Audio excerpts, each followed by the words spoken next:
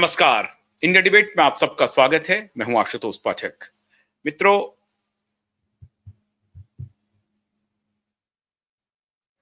आज बांग्लादेश और पाकिस्तान कुछ ख्वाब देखना शुरू कर दिया है। बार बार वो लोग ख्वाब देखते हैं, लेकिन वो ख्वाब उनका टूट जाता है।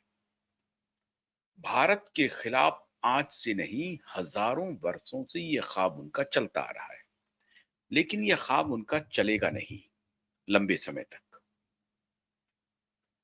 लेकिन ख्वाब तो वो देख ही रहे हैं। ख्वाब इस बार बहुत खतरनाक है, और जो अरमान 1947 में वो पूरा नहीं कर सके, वो इस बार करने की पूरी जिद ठाने हुए हैं। और इसमें बड़े बड़े स्टेक होल्डर हैं। मैंने कल भी आपको बताया था। आज मैं आपको और कुछ अंदरूनी खबर बताने जा रहा हूं। असल में आप ये देखते होंगे कि न्यूज रिपोर्ट्स में, टेलीविजन चैनल्स पे अलग अलग, कि पाकिस्तान के बहुत सारे जर्नल जो हैं वो यात्रा कर रहे हैं बांग्लादेश की। और बांग्लादेश में वो जा करके क्या कर रहे हैं, इसकी जानकारी किसी को नहीं है। मौलाना मुनीर एक नया ख्वाब देख रहा है, और ये ख्वाब देख रहा है एक उम्मत बनाने का। और फजलुर रहमान की बात अगर पाकिस्तान की सड़कों पर आप सुनेंगे, जो एक मौलवी, कट्टर मौलवी है फजलुर रहमान, हालांकि अभी अपोजिशन में है। फजलुर रहमान भी वही भाषा बोल रहा है जो भाषा मौलाना मुनीर बोल रहा है। लेकिन मौलाना मुनीर पर्दे पर नहीं आ रहा है। पर्दे पर ऐसा लगता है कि उसका बांग्लादेश से कोई लेना देना नहीं है। कभी वो बांग्लादेश के साथ दिखता भी नहीं है, कुछ बोलता भी नहीं है, चुप्पी साधे हुए है। लेकिन पाकिस्तान की आवाम और पाकिस्तान के नेता बड़ी बड़ी बात बोल रहे हैं। और फजलुर रहमान कह रहे हैं कि बांग्लादेश और पाकिस्तान का जो बंटवारा है, ये दो भाइयों का बंटवारा है। और कभी कभी दो भाई बट करके अपनी अपनी जिंदगी जीने लगते हैं और अपनी अपनी ऊंचाई पर जाते हैं। लेकिन इसका मतलब ये नहीं है कि दोनों भाई में कोई दुश्मनी है। एक ही है दोनों भाई, एक ही उम्मत है, पाकिस्तान और बांग्लादेश। 75-80 वर्षों के बाद फिर से ये भाव पनप रहा है और जोर मार रहा है। आज मैं क्यों कह रहा हूं ये बात, इसे जब आप सुनेंगे तो आप हैरान हो जाएंगे। मित्रों, जो पूरा ऑपरेशन पिछले दिनों बांग्लादेश में हुआ, वो निश्चित रूप से सीआईए के इशारे पर हुआ। लेकिन सीआईए के इशारे पर फ्रंट हैंडलर कौन था? वो तो आईएसआई। और फ्रंट हैंडलर यही मौलाना मुनीर है। मौलाना मुनीर अभी डार्लिंग बना हुआ है टर्की का, अमेरिका का और इंग्लैंड का। अभी अभी अभी उनके देश में जॉर्डन के शाह आए हैं, जॉर्डन के राष्ट्रपति आए हैं। जॉर्डन भी एक मुस्लिम कट्टरपंथी देश है। वहां वो अपना कुछ माल वाल बेचना चाहता है मौलाना मुनीर, तो उसको अपना मालखाना दिखा रहा है। जो फुश है, जो कहीं उस जब भी भारत के साथ आए तो वो उनका मालखाना, समझिए कि जो डिफेंस का मालखाना है, वो मालखाना ही बन के रह जाएगा। अभी भारत के चीफ ने, द्विवेदी साहब ने, आर्मी चीफ ने कहा है कि वो 88 घंटे का जो वार्म अप था, वो तो वार्म अप था ऑपरेशन सिंदूर। अभी तो फिल्म शुरू नहीं हुई है, अभी तो मैच शुरू भी नहीं हुआ है, फिल्म अभी बाकी है। जनरल द्विवेदी बोल रहे हैं। तो वो 88 घंटे का जो इन्होंने ट्रेलर दिखाया था, उस 88 घंटे में वो नेस्तनाबूद हो चुका है। और वही नेस्तनाबूद जो जो जो जो ऑपरेशन सिंदूर में 88 घंटे में ही ध्वस्त हो गया, उसी मालखाना को वो जॉर्डन को दिखा रहा है। लेकिन आज जो मैं आपसे बात करने जा रहा हूं, वो ये है कि मौलाना मुनीर सीआईए के साथ, आईएसआई के साथ, और मैं अब बार बार आपको कह रहा हूं, MI6 को अगर भारतीय एजेंसी दूर रख करके पड़ताल करेगी तो कहीं नहीं पहुंचेगी। MI6 को इसमें इन्वॉल्व करना पड़ेगा। तो ये सारी जो खुफिया एजेंसियां हैं, जो भारत की एक चिर परिचित, उनको लगता है कि भारत को किसी तरीके से अपने पजामे में रखना है। तो बार-बार ये सारी एजेंसियां मौलाना मुनीर को आगे रख करके बांग्लादेश को नियंत्रित करना चाह रही है। बांग्लादेश को ध्वस्त करने का, बांग्लादेश को डिस्टेबलाइज करने का ये उनका पुराना रवैया है। कल बांग्लादेश में शेख हसीना के खिलाफ वर्डिक्ट आ गया। वर्डिक्ट क्या आ गया? फांसी की सजा। किसने दे दिया? इंटरनेशनल ट्रिब्यूनल ने दिया। वहां का जो इंटरनेशनल क्राइम ट्रिब्यूनल है, आईसीटी, उसने कहा कि शेख हसीना एक वार क्रिमिनल है, समझिए, और हजारों सैकड़ों लोगों के जान की, खासतौर से स्टूडेंट की जान के खून के धब्बे हैं शेख हसीना के हाथ पे। वो मर्डरर हैं। इसलिए शेख हसीना को फांसी की सजा सुनाती है, वो ट्रिब्यूनल ने सुनाया। अब उस सजा आप देख लीजिए पाकिस्तान क्या कर रहा है बांग्लादेश के साथ। बांग्लादेश को पूरी तरह से रोग स्टेट बना देगा और पाकिस्तान के सहारे अमेरिका खेल खेलेगा इस पूरे खिते में, इस पूरे एरिया में, इस पूरे जोन में। पाकिस्तान के सहारे अमेरिका खेल खेलना चाहता है और बांग्लादेश को उसका टूल बना रहा है। मोहम्मद यूनिस जैसा सफेद पोश, सौम्य सा दिखने वाला व्यक्ति कितना जिहादी प्रवृत्ति का हो सकता है, ये अब अगर भारत में बैठा हुआ सुडो इंटेलेक्चुअल, सुडो इस्लामिस्ट अभी भी वो मक्कारी कर रहे हैं, झूठ बोल रहे हैं, तो समझिए वो देश के साथ गद्दारी कर रहे हैं। मैंने कई बार आपको पहले बताया हुआ है कि ये सुडो इस्लामिस्ट, इनका कोई, इनकी छाया आप समझिए वो पूरी तरह से इस्लाम के प्रति समर्पित है। वो भूगोल के प्रति समर्पण उनका नहीं है। और इसकी वानगी अब भी अगर भारत में रह रहे जो सुडो इस्लामिस्ट हैं, जो इस्लामिस्ट हैं, कट्टर इस्लामिस्ट हैं, और जो सेकुलर जमात है भारत की, वो अभी भी इस बात को नहीं पकड़ पा रही है कि इस कम्युनिटी के साथ आपको डील करना कैसे है। कैसे आप डील करेंगे? क्या कर सकते हैं आप? आपको कहीं ना कहीं तो निर्णय लेना पड़ेगा। और आज आप देख लीजिए, पाकिस्तान बनने के बाद बांग्लादेश टूट गया और बांग्लादेश में पाकिस्तान क्या गतिविधि करा रहा है। लेकिन मास्टर स्ट्रोक मित्रों वहां नहीं है। मास्टर स्ट्रोक तो मोदी ने चल दिया है। ऐसा मास्टर स्ट्रोक जिसकी आप कल्पना नहीं कर सकते। जब फांसी की सजा की खबर आई तो विदेश मंत्रालय ने नपे तुले अंदाज में अपनी प्रतिक्रिया दी। उन्होंने कहा है कि हमारी नजर बनी हुई है बांग्लादेश की गतिविधियों पर, बांग्लादेश में जो अभी वर्डिक्ट आए हैं उसके ऊपर भी, और हम सभी स्टेक होल्डर्स पर नजर बनाए हुए हैं और सभी स्टेक होल्डर्स को कंसिडरेशन में लेकर के चीजों को आगे बढ़ाएंगे। बांग्लादेश ने क्या डिमांड किया? बांग्लादेश ने डिमांड किया कि शेख हसीना को मुझे सौंप दो।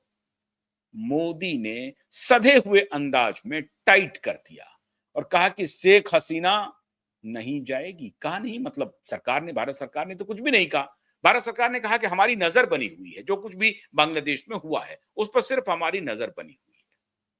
कुछ नहीं कहने का मतलब है बांग्लादेश के डिमांड के ऊपर कोई प्रतिक्रिया नहीं देने का मतलब है, और जो प्रतिक्रिया दी गई है वो समझिए कि कोई प्रतिक्रिया ही नहीं है। ये एक डिप्लोमेटिक स्टेटमेंट है भारत का, कोई प्रतिक्रिया ही नहीं है कि हम नहीं देंगे या हां देंगे। मतलब शेख हसीना को हम डिपोर्ट कर देंगे या शेख हसीना को हम नहीं डिपोर्ट करेंगे। ऐसी ना या हां में भारत सरकार ने कोई प्रतिक्रिया नहीं दी। ये सबसे बड़ा मास्टर स्ट्रोक है भारत सरकार का। अगर वो हां में देती तब भी कोई दूसरी बातें लगाई जाती, अगर वो ना देती तब दूसरी बात लगाई जाती। तो ना हम हां कह रहे हैं ना हम ना कह रहे हैं। बांग्लादेश को इस बात का एहसास भारत ने करा दिया है दबी जुबान में, शेख हसीना नहीं देंगे, और अगर शेख हसीना को हम देंगे तो तुम लोग सर कलम कर दोगे। तुम्हारा इतिहास ही ऐसा है। तुम्हारा इतिहास इस तरह की गंदगी से भरा हुआ है। और ये जो नपातुला स्टेटमेंट आया है मित्रों भारत की तरफ से, ये बांग्लादेश के कान खड़े कर दिए हैं। और मौलाना मुनीर को लग रहा है कि शेख हसीना को भारत नहीं देगा बांग्लादेश में। और शेख हसीना अगर भारत, पाकिस्तान, बांग्लादेश आ जाए तो उनको फांसी पर से झुला दिया जाएगा और फिर बलवा किया जाएगा और फिर पाकिस्तान वहां पर नियंत्रण करेगा। मोहम्मद यूनुस के खिलाफ पिछले 2 दिनों से बांग्लादेश में सड़कों पर भूचाल आया हुआ है, आगजनी हो रही है, तोड़फोड़ हो रही है, नारे तकवील के नारे लग रहे हैं और आवामी लीग के कार्यकर्ता लगा रहे हैं। आवामी लीग के कार्य नेता स्विट्जरलैंड में बैठ करके, किसी और देश में बैठ करके अपने वर्कर को संबोधित कर रहे हैं, अपने वर्कर को एनर्जाइज कर रहे हैं, अपने वर्कर को सड़क पर निकलने के लिए मना रहे हैं और वो सड़क पर निकल रहे हैं। तो जो मोहम्मद यूनुस के खिलाफ वातावरण था 1 साल पहले मित्रों, वही वातावरण अब मोहम्मद यूनुस के खिलाफ बन गया है। मतलब शेख हसीना के खिलाफ जो वातावरण था, वही वातावरण, लगभग वही वातावरण अब मोहम्मद यूनुस के खिलाफ बन गया है। मामला वहां बाजी अब पलटने वाली है और ये जो वर्डिक्ट आया है शेख हसीना को फांसी की सजा वाली, ये वर्डिक्ट बांग्लादेश में बिजली इससे कौंध गई है। आगजनी की घटनाएं हो रही हैं, यूथ बाहर निकल गए हैं, अवामी लीग के जो वर्कर हैं उनमें एक रोष आ गया है और वो बाहर निकल के ऐसा काम कर रहे हैं। आप सोचिए, 2 बार 3 बार की लगातार जीती हुई शेख हसीना, लगातार इलेक्टेड है, किसी ने उन्हें बनाया नहीं था प्रधानमंत्री, बांग्लादेश की जनता ने उन्हें इलेक्ट किया। लेकिन वही कहानी वोट चोरी वाली कि नहीं वो तो रिग करके शेख हसीना बन गई है। रिगिंग बांग्लादेश को पर कैपिटा इनकम के मामले में, बांग्लादेश की जीडीपी के मामले में, बांग्लादेश के इंडस्ट्रियलाइजेशन के मामले में, बांग्लादेश के लिटरेसी के मामले में, बांग्लादेश के किसी भी पैमाने पर बांग्लादेश को शेख हसीना ने पिछले 10-12 वर्षों में वहां लाके खड़ा कर दिया जहां बांग्लादेश पूरी दुनिया से नजर में नजर डाल करके बात कर सके in all walks of life. आज उसी का खा रहे हैं ये मोहम्मद यूनुस। क्या करते थे मोहम्मद यूनुस? पॉन्जी स्कीम चला चला करके सेविंग वाला बैंक खोल दिया और वो सब अमेरिका के इशारे पर किया। नोबेल प्राइज ले लिया अमेरिका के इशारे पर। अमेरिका क्या करती है? अमेरिका ये देखती है कि कोई जो पोटेंशियल नेता होता है तो पहले उसको उसको बढ़ाया जाता है, उसके सोशल वर्क को, उसके बाकी वर्क को, उसके प्रोफेशनल वर्क को प्रचारित प्रसारित किया जाता है, उसको लीडर के रूप में स्टैब्लिश किया जाता है और फिर अपना धंधा वो पीछे से करती है। भारत में भी उनका ये प्रचार तंत्र जारी है, लेकिन भारत में कामयाबी नहीं मिल रही है। क्यों? क्योंकि यहाँ की सेना और मोदी का डंडा डर लगा रहा है। लेकिन बांग्लादेश में अमेरिका कामयाब हो गया और वही मोहम्मद यूनुस जो अमेरिका का पूरी तरह से पिछलग्गू था, उस पिछलग्गू नेता को अमेरिका ने बांग्लादेश में कमान सौंप दी।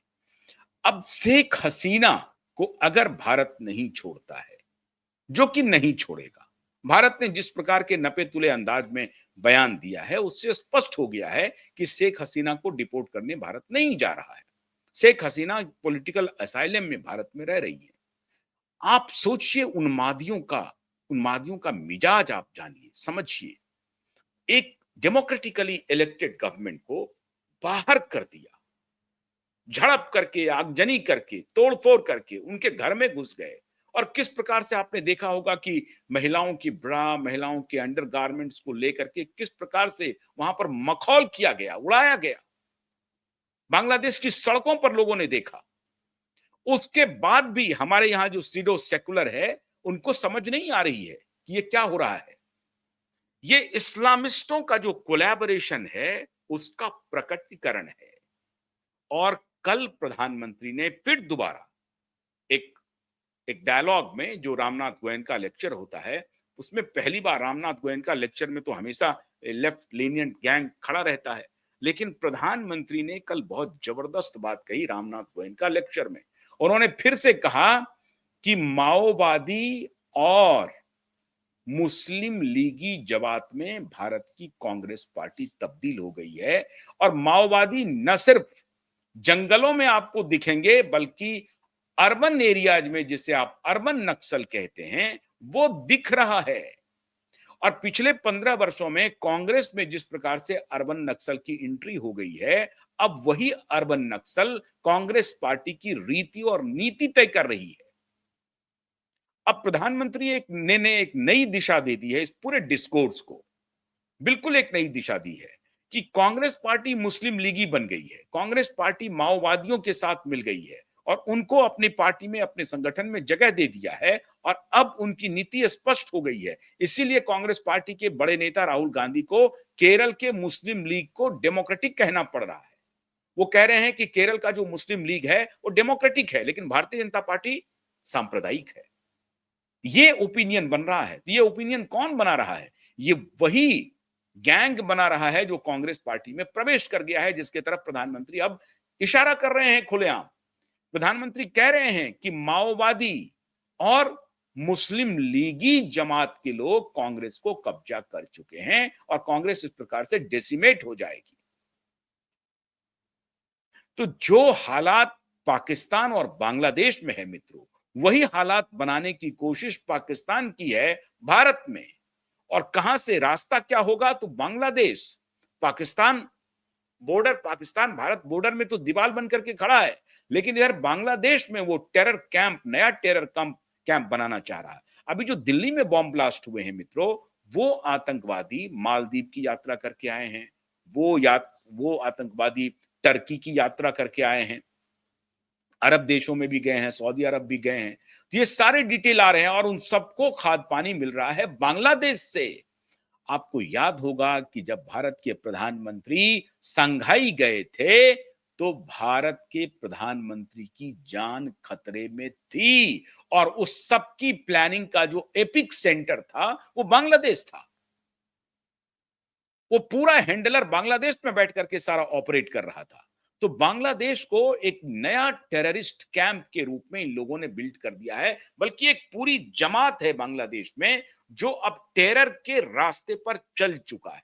तो वो सबसे पहले क्या करता है? अपने ही घर को पहले फूंकता है। तो पहले शेख हसीना को फूंका और अब मोहम्मद यूनूस को फूंकने की तैयारी चल रही है, क्योंकि शेख हसीना भारत से लौट करके बांग्लादेश नहीं जाएगी। और इस मामले में मोदी का रुख बिल्कुल स्पष्ट है, उसमें कोई कंफ्यूजन नहीं है मोदी को कि शेख हसीना को भारत डिपोर्ट कर देगी। और ये साफ-साफ है, अगर शेख हसीना को भारत डिपोर्ट करती है, इसका मतलब है कि शेख हसीना का सर कलम कर दिया जाएगा और उन्हें रत्ती भर भी शर्म नहीं आएगी। लूट, मार, काट सब मचाया यूनुस के गुंडों ने, मौलाना मुनीर के गुंडों ने, आईएसआई के गुंडों ने, सीआईए के एजेंट ने। कट्टर इस्लामिक स्टेट, वो सरिया लॉ पूरी तरह से लागू करना चाहता है वो।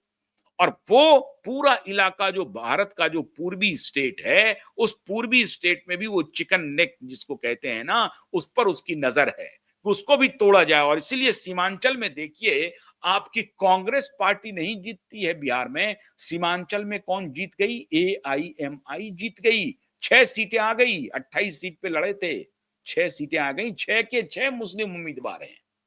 पूरा सीमांचल का डेमोग्राफी पिछले 20 वर्षों में बदल दिया गया है और बांग्लादेशी अब वहां वेश बदल करके आके रहने लगे हैं, उनका सब कुछ बन गया है। बिहार में 18 लगभग 18-15 वर्षों तक बिहार का जो होम सेक्रेटरी रहा, वो एक मुस्लिम आईएएस ऑफिसर थे, अमीर सुबहानी जी। तो ये सब सारे तार जुड़ रहे हैं अब मित्रों, सारे तार बिल्कुल मौलवी हैं, वो बिल्कुल मौलाना मुनीर ही समझिए अमीर सुबहानी को। मैं तो डंके की चोट पे कह रहा हूं, अमीर सुबहानी मौलाना मुनीर के जैसा ही एक आईएएस ऑफिसर था, जिसके कालखंड में सीमांचल की पूरी डेमोग्राफी बदल गई और ये बड़े जांच का विषय है। आप पटना चले जाइए, पटना में आपको जो वक्फ बोर्ड की जमीन है और जो हज बिल्डिंग है, वो देखिए आप जाकर के, कहां से पैसे आ रहे हैं, कहां से फंडिंग हो रही है। पूरा डेमोग्राफी बदली जा रही है, बहुत सोच समझ के बदली जा रही है। और उसी चिकन नेक के इलाके में पूर्णिया से आप चलेंगे सिलीगुड़ी होते हुए और इधर नेपाल और इस तरफ थोड़ी दूर पे जाकर के बांग्लादेश में। तो ये हालात हैं सर। भारत ज्वालामुखी पर बैठा हुआ है, इसलिए, लेकिन भारत के लिए एक ही शुभ बात है और वो है नरेंद्र मोदी का नेतृत्व। मोदी बड़ी चेतावनी के साथ, और अब खुलकर मोदी ने ये नैरेटिव अब पब्लिक डोमेन में डाल दिया है कि कांग्रेस पार्टी मुस्लिम लीगी माओवादियों का समूह बन के रह गया है। कांग्रेस पार्टी अगर और कुछ दिन सत्ता में रहती मित्रों, तो भारत का दूसरा विभाजन अवश्यंभावी था। और अभी भी खतरा टला नहीं है। इसलिए बांग्लादेश की घटना पर आप नजर रखिए।